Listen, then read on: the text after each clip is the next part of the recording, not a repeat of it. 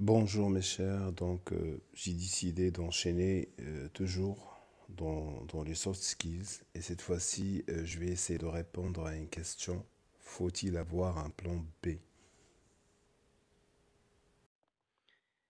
Bonjour mes chers, j'ai décidé d'enchaîner toujours dans le module des soft skills. Cette fois-ci, j'ai préparé un petit thème sur plan, plan A et plan B.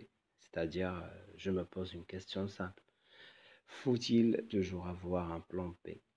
C'est-à-dire, si le plan A ne marche pas, je dois préparer un autre plan en même temps pour, euh, pour le mettre en pratique si je n'arrive pas à réaliser le plan A. Ben, je vous dis une chose, c'est que le plan B, le plan C, le plan D, le plan E, etc., ce sont les plans des perdants, ce sont les plans des défaitistes, c'est les perdants d'avance. Normalement, il faut jamais imaginer euh, l'échec, il faut jamais imaginer qu'on ne va pas réaliser le plan A pour qu'on puisse passer à autre chose. Je vous explique comment. Normalement, il y a le conscient et le subconscient. Et ce qui nous contrôle vraiment, c'est le subconscient.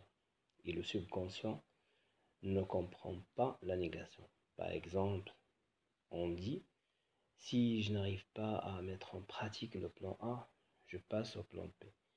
Notre subconscient va la comprendre comme suite. Il va comprendre que je ne veux pas réussir le plan A. Donc, le subconscient, il va tout simplement, euh, il va tout simplement faire, faire en sorte qu'on ne puisse pas réussir le plan A. Pourquoi? Parce que le subconscient ne comprend pas la négation. Également, je vais vous dire une chose. Si vous connaissez le stratège militaire Sun Tzu, c'est un Chinois, c'est un militaire chinois de renommée. Qu'est-ce qu'il a fait? Il a gagné beaucoup de batailles. Il a réussi à encercler et à occuper plusieurs villes. Sa stratégie était simple. Quand il encerclait une ville, il ne faisait pas l'encerclement total. Il laissait toujours une petite sortie pour que les guerriers, pour que les habitants puissent s'échapper. Pourquoi il faisait ça?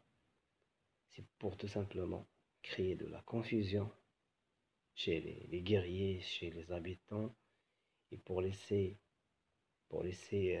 ces guerriers, ces habitants s'échapper s'ils veulent bien sûr, et pour ne pas déclencher une énergie de désespoir qui va, qui va être s'installer dans toute la ville. Et si l'énergie de désespoir va s'installer, et bien la ville tout entière, que ce soit militaire, que ce soit civil, ils vont combattre jusqu'à la fin parce que de toutes les façons, ils savent qu'ils vont mourir.